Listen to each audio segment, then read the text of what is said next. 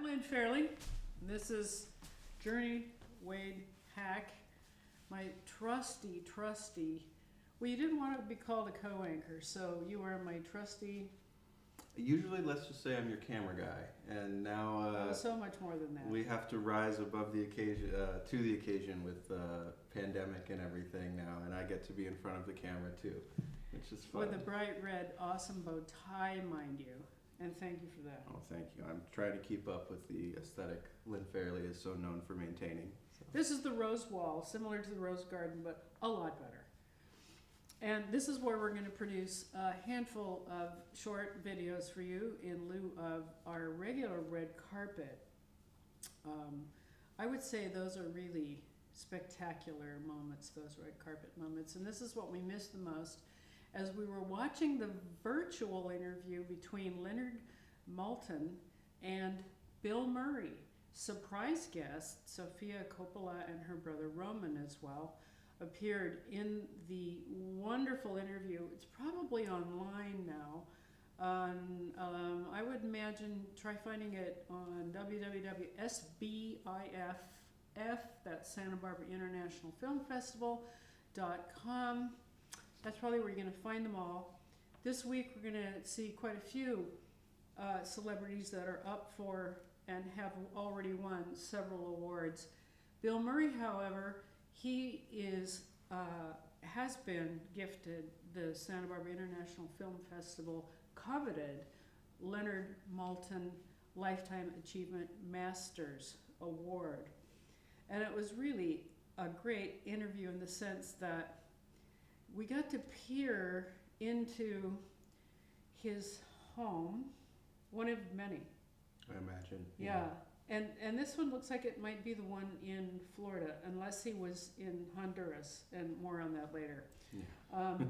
And he was absolutely hysterical, and as a cameraman, you can tell us the funniest part of, let's say, the production value of that interview just for a second. Oh, and we had the camera up quite high, and you could tell his calling in life has been in front of the camera, and that's good. And not behind it, yes. Not setting up webcams, no. And no. that is a very good thing. Mm-hmm. And I suspected that one of the reasons that it was so high, I mean, he had to look up during most of the interview as if he was sitting on the floor nearly. But turns out he had shorts on and no shoes, mm-hmm. but he decided to dress from here up, where he had thrown on a pretty snazzy jacket over a denim shirt, I think. Yeah. And tried to arrange the punk rock hairdo that he normally has into some semblance of it's so funny. He's so funny looking, and he's such a funny guy that your first response upon seeing him was just laugh out loud. Oh yeah, I mean, he just always brings the comedy. He has such a natural energy for that. He really does. Or is it that we projected on him because that's what we've seen him do for decades and decades, and we just assume he's that guy? See, if I had seen him in person on the red carpet, you know how I always plan a question and I never tell anybody what it is because I don't want anybody stealing my question? Mm-hmm. It would have been, Mr. Murray, what character would you never play? I would love to hear the answer to that. Me too. And we're going to have to wait till we see him on the red carpet. He's a huge sports fan. He's the co-owner of the New York Yankees. A huge basketball, football, baseball fan. Funny things. He has a couple really funny jobs. One is the team psychologist for the St. Paul Saints youth baseball team. That's fantastic. Can you imagine him being the team psychologist? I love that. I love that for him. These are little tidbits I found today while I was waiting to meet you. He was pulled over once in Sweden by the Swedish police, and he was charged for driving under the influence of a golf cart. Huh. In Sweden. That's just several things to check off there. Isn't on it your great? bucket list. Yeah. But that's just also so him. Mm-hmm. Yeah. And why this would make a page of really important facts about this man, I think, is also hysterical, because this was pages and pages. I mean, these are all the pages, but I didn't. And you can see it's all his stuff, and I didn't put any of the really important stuff down there, did I? Just culled out all the funny stuff. I think there's so much to him. He's a great idiosyncratic talent. Just brings a lot and seems to keep people on their toes, which is fun. I guess that's it, because I picked out that word. Idiosyncrasies, yeah. Thank you. And he quoted once a while ago, a long time ago, quote, "One of the things I like about acting is that in a funny way, I come back to myself." So that was going to be the second question on the red carpet, after I'd ask him, after I'd find out what he would never play. So what he means by coming back to himself. Because of all the stuff he's done, and I've always wondered this about actors, they embody these roles for months on end, maybe years in making a film. And they become them to the bone, on almost a cellular level. They get the voice down, they get the appearance down. They work 10, 11, 12 hours in that costume, in that persona. And I wonder if, like a layer cake, every single one of those roles is still in there somewhere. Or are they able to set them aside and just let them go when they're done and come back to themselves, and then who are they at that moment? I've always wondered that about all these actors. Are they a composite, an amalgam of all these roles they've played? They must be. Yeah. So who's the self? I was going to say, I think you're getting into deeper philosophical questions that we'd probably get an interesting answer from Mr. Murray. We'd get an interesting answer from a Daniel Day-Lewis or from a number of other talents in this area. Nicole Kidman, etc. Nicole exactly. Kidman, Octavia So, Spencer.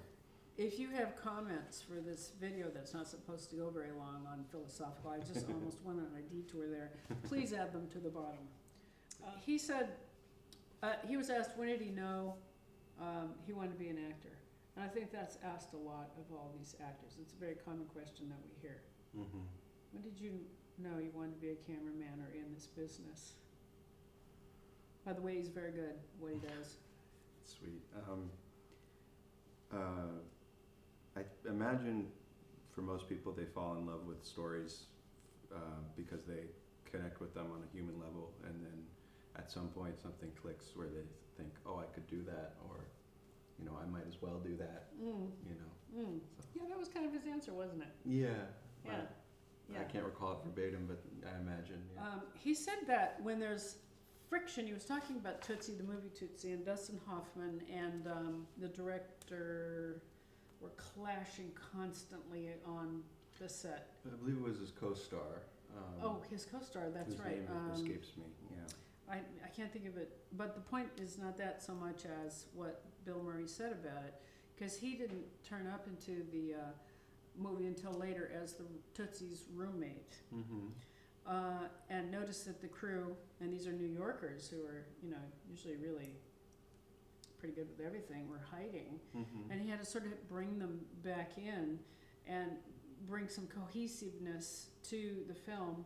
And he could see from the outside in that it was going to be super successful, and it shifted the energy on everything. But the point is, he also believes that if there's friction on the set, it makes the energy in the film a little bit more livelier. Did you catch that? I thought that was amazing, that friction's required in his mind, and for him, he's more comfortable if there's some kind of friction every single day, which kind of just makes everything crackle and shine when it gets to filming, when they really have to get down and film.